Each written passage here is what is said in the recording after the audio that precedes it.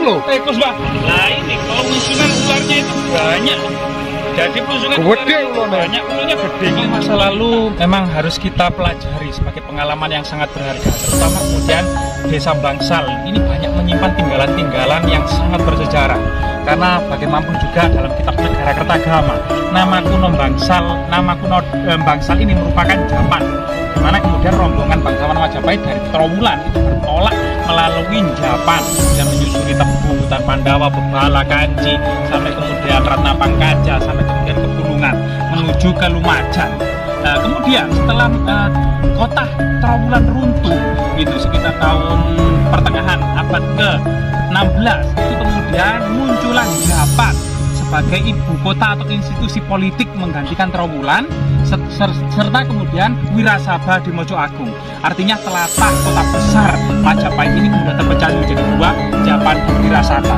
Sehingga kemudian sejarah Japan dan Wirasaba itu menghiasi sejarah kita, sejarah Jawa Timur ini di abad ke-17. Misalnya saja kemudian putra dan cucu-cucu dari Sunan Ampel Surabaya ini juga banyak menjadi penguasa di Surabaya, termasuk menjadi entah menjadi penguasa atau seorang wali yang ada di Japan. Ada desa Kauman.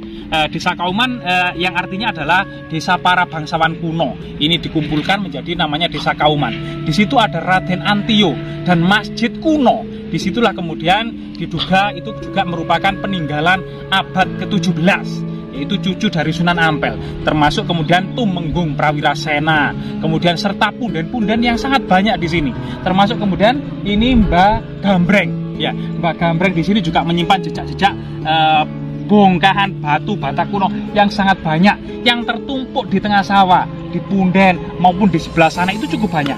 Mari kemudian kita telusuri ya, banyak bongkahan-bongkahan batu itu dan artefak-artefaktual yang ada di sekitar sini. Ya, ini apa, Mbak?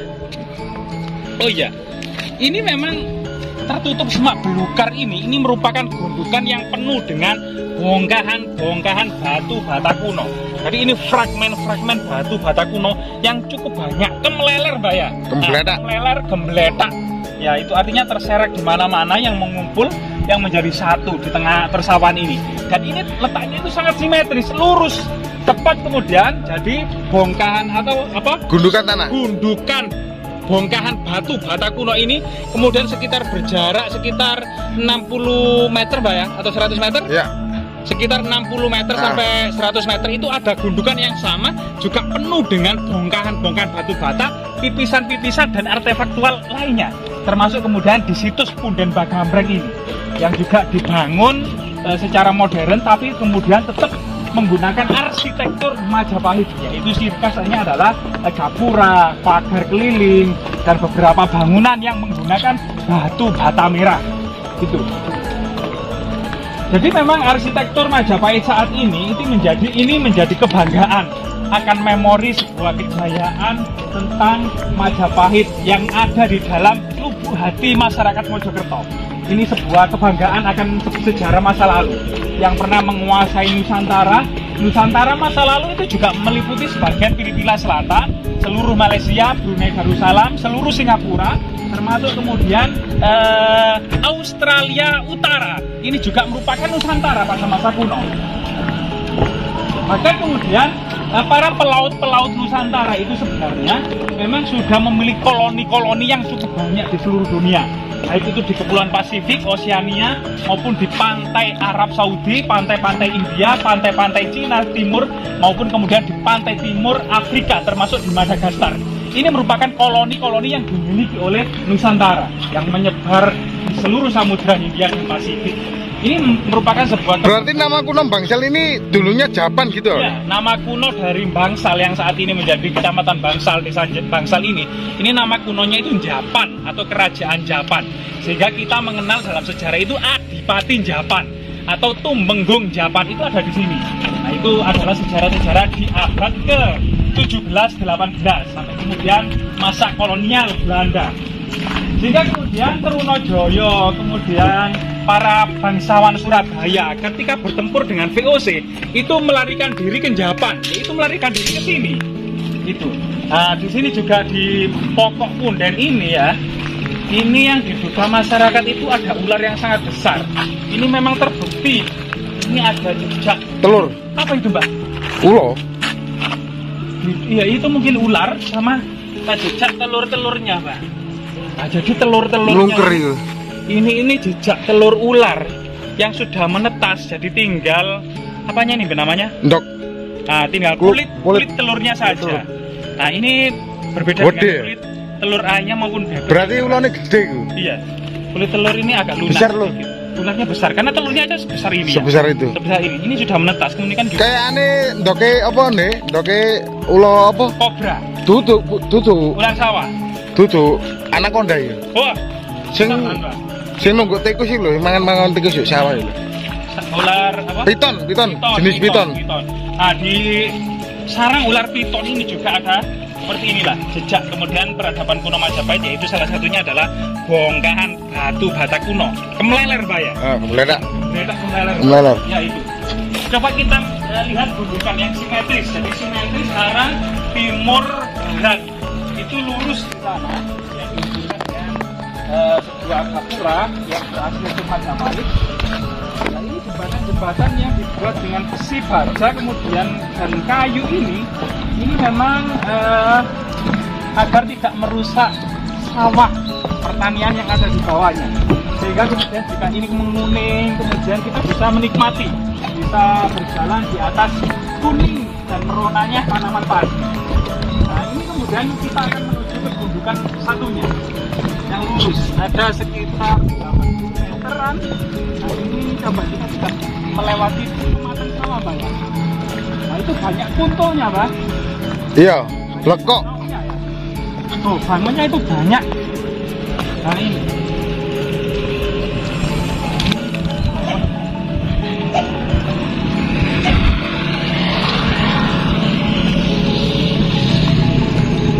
Iya, manuk kontol itu. Banyak sekali, Pak. Manuk kontolnya wakeh. Nah, ini banyak ini fragmen-fragmen cuilan-cuilan itu bata kuno ini ya. Ya, ini kemeleler sekali. Ini ada keramik. Nah, apa jejak? Nah, ini coba kita lihat. Nah, di sini cukup banyak sekali kan ini dikumpulkan gitu ya.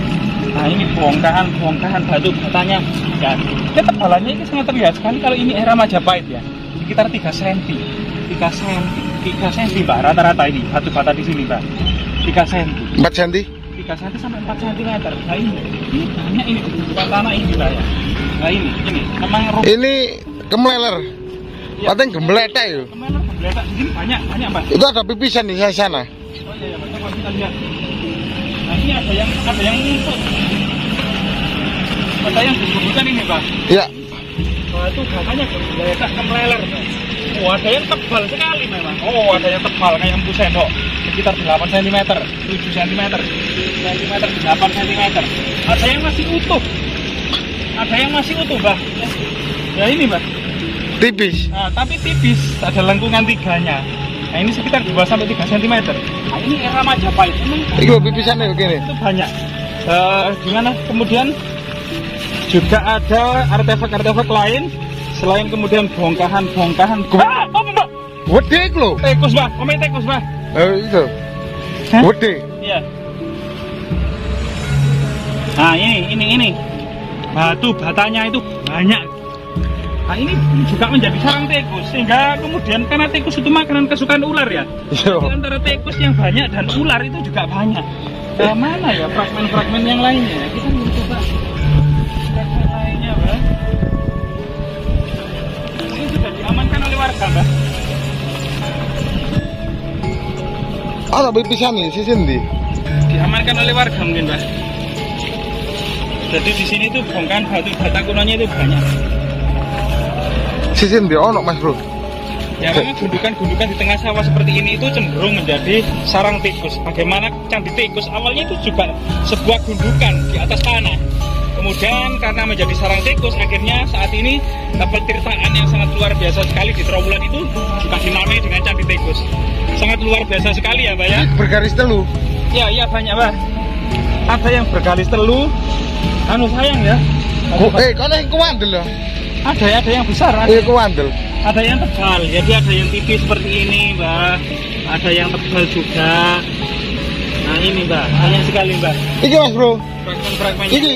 Apa, Mbak? Kle. Apa, Mbak? Iki le. Apa, Mbak? Watu. Enggak, Mbak, ini saya berasa umbru tikus, Mbak, iki. Umbru tikus. Umbru tikus banyak ini, ya. Umbru tikus banyak. Di sini kan direk. Ya saya Ono sarang ulo mana? Mbak. Iki lho apa nih? Plungsungane ulo. Sampai ngaget-ngagetnya, Mbak. Plungsungane ulo kalau. Oh iya, Mbak, itu ulah gede, Mbak. Gede ulone. Waduh. Itu ada sarangnya apa? Plungsungane ulo. Ternyata buat rumah ular ya. Nah ini pelungsungan ularnya itu banyak. Jadi pelungsungan Gede ularnya itu ulone. banyak. Ulonya gede, kelihatannya ulo hitam. Kemungkinan kobra atau piton atau Piton kemudian itu. ular sawah ya ini. Ular Ya. sawah piton. Nah, ini sangat mengerikan sekali memang. Kita harus hati-hati memang. Disitulah kemudian sawah yang kemudian hamanya itu tikus, itu setara rantai ekosistem itu kemudian adanya ular. Cuman ular saat ini tuh kebanyakan tidak ada yang makan, tapi kontol itu banyak. Sedangkan kontol itu biasanya makan percil, Mbak ya. Percil. Iya, percil. Iko kuntule wae. Nah, ya itu kontol banyak. Itu percil atau apa namanya kata kecil ya. Kata kecil itu kesukaan kontol-kontol itu. Ya luar biasa sekali. Jadi peninggalan seperti ini itu tentunya butuh diekskavasi, Mbak ya. Dimungkinkan di dalamnya ada struktur, Mbak ya. Katanya ada struktur. Ada struktur yang ada di dalam ini. Diekskavasi. Termasuk kemudian kemungkinan ada peripi dan harta karun, Mbak ya. Seperti situs-situs yang lain, Mbak ya. Di dalamnya. Nah ini perlu juga dikuak di dalamnya, karena biasanya adanya sebuah bangunan suci, adanya struktur yang terpendam, di tengah struktur itu biasanya ada sumuran, yang di dalam sumuran itu ada peripi, yaitu berisi harta karun, emas, permata, sebagai jiwa dari bangunan suci itu sendiri. Semoga kemudian tetap lestari, kita akan kemudian menguri-uri terus situs-situs dan cagar budaya untuk menjadi inspirasi kejayaan masa lalu, agar kemudian kita memiliki kewajiban untuk melanjutkan kejayaannya kembali. Majapahit Study Club sangat anu.